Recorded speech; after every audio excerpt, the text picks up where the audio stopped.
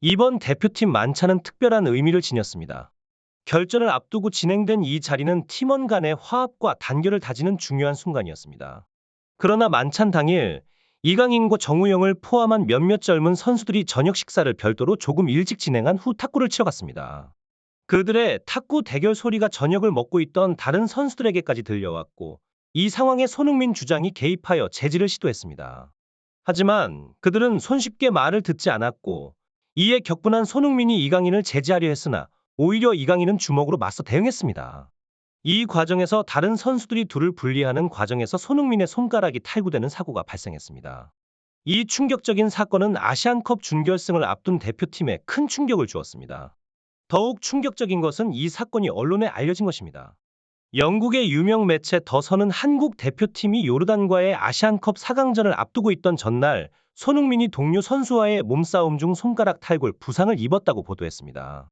이강인의 소셜미디어는 이 사건에 대한 논란으로 가득 찼고, 팬들 사이에서는 이 사건에 대한 다양한 의견이 오고 갔습니다.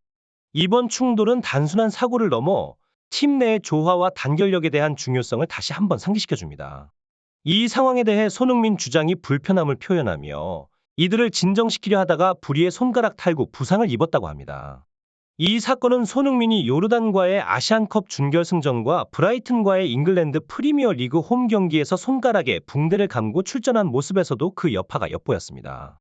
대한축구협회 역시 선수들 사이에 불화가 있었던 것은 사실이나 보도된 것처럼 물리적 충돌이 발생한 것은 아니라고 해명했습니다. 그러나 손흥민이 선수들을 제지하는 과정에서 발생한 사고로 손가락 부상을 당한 것은 사실이라고 인정했습니다. 이강인의 소셜미디어는 이 사건 이후 다양한 반응으로 가득 찼습니다. 일부는 그의 행동을 가식적이라고 비난하며 팀을 위하는 척한다고 지적하는 댓글이 줄을 이었습니다.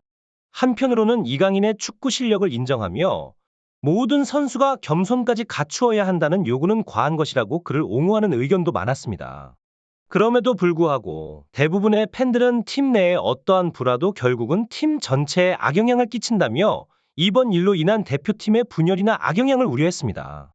축구 대표팀의 화합과 단결은 어느 때보다 중요하며 이번 사건을 계기로 선수들 간의 이해와 소통이 더욱 강화되기를 바라는 목소리가 높았습니다. 온라인 상에서는 이번 사건을 둘러싸고 손흥민과 이강인의 팬들 사이에 격렬한 논쟁이 펼쳐지고 있습니다. 손흥민의 지지자들은 이강인의 소셜미디어에 직접적인 메시지를 남기며 그에게 진실을 밝히라고 촉구하는 한편, 탁구로 군 면제를 받았다는 식의 비꼬는 댓글로 그의 대표팀 자격을 문제 삼기도 했습니다.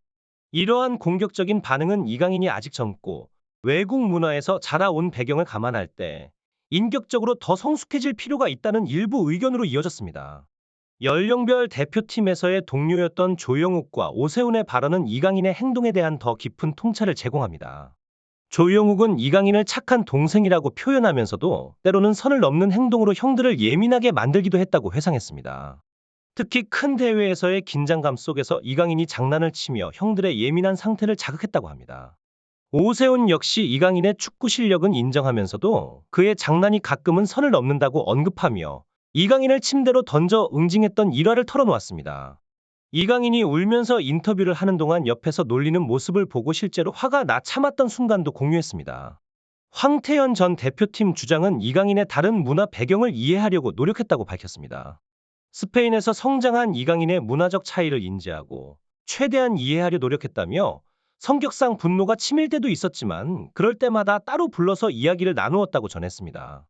이러한 다양한 목소리는 이강인이 팀 내에서 어떠한 인물인지, 그리고 성장 과정에서 겪는 일반적인 문제들을 어떻게 해결해 나가고 있는지에 대한 깊은 이해를 돕습니다.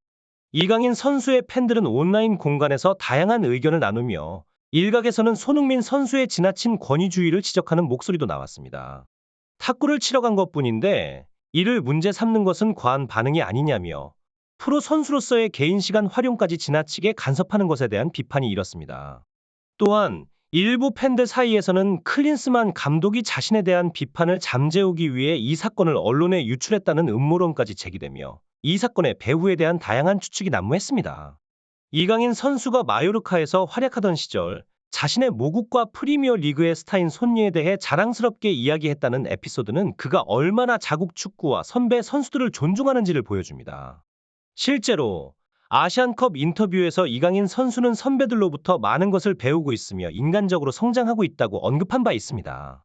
문화적 차이로 인해 발생하는 갈등은 시간이 해결해 줄 것이며 태권도 관장님인 아버지의 영향 아래에서 잘 교육받은 이강인 선수는 앞으로도 더욱 성숙해질 것으로 기대됩니다. 현재 손흥민 선수와 이강인 선수 사이의 관계는 인스타그램 언팔로우 상태가 아닌 것으로 확인되며 이는 두 선수 사이에 큰 불화가 없음을 시사합니다.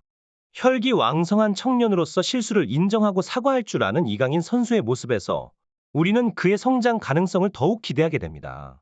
한편 축구협회는 클린스만 감독의 거취를 논의하기 위해 임원진 회의를 진행했습니다. 이 회의는 최근의 사건뿐만 아니라 대표팀 운영 전반에 대한 평가와 미래 전략 수립을 위한 중요한 자리로 축구계 전체의 주목을 받고 있습니다.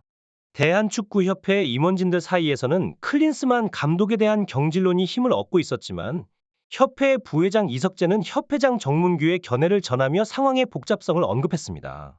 명분이 필요하다. 이렇게 큰 결정을 내리기까지는 그 이유를 신중히 고려해야 한다는 것이 협회장의 생각이었습니다.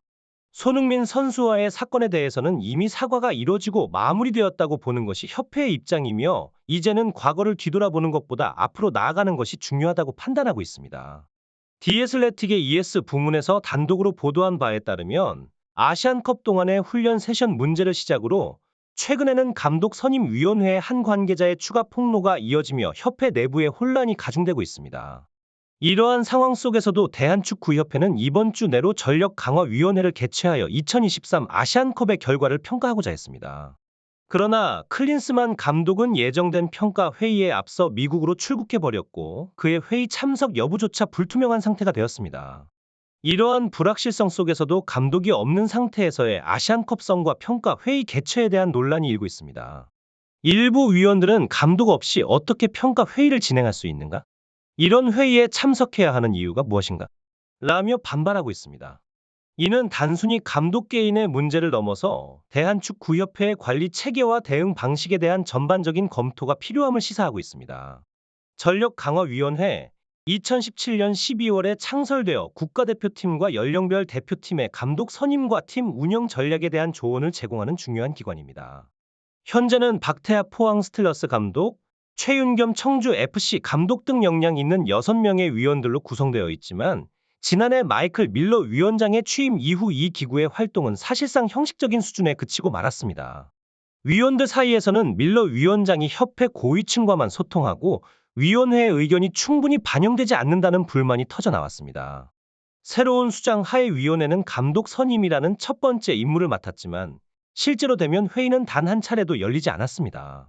단지 몇 번의 화상회의가 진행되었을 뿐이며 그마저도 발언권이 제한적이었고 진행 상황에 대한 정보 공유는 거의 이루어지지 않았습니다. 특히 밀러 위원장은 보안을 이유로 어떤 감독 후보와 접촉하고 있는지에 대한 정보도 공개하지 않았습니다. 이는 전임 감독인 파울로 벤투 선임 과정과는 크게 달랐습니다.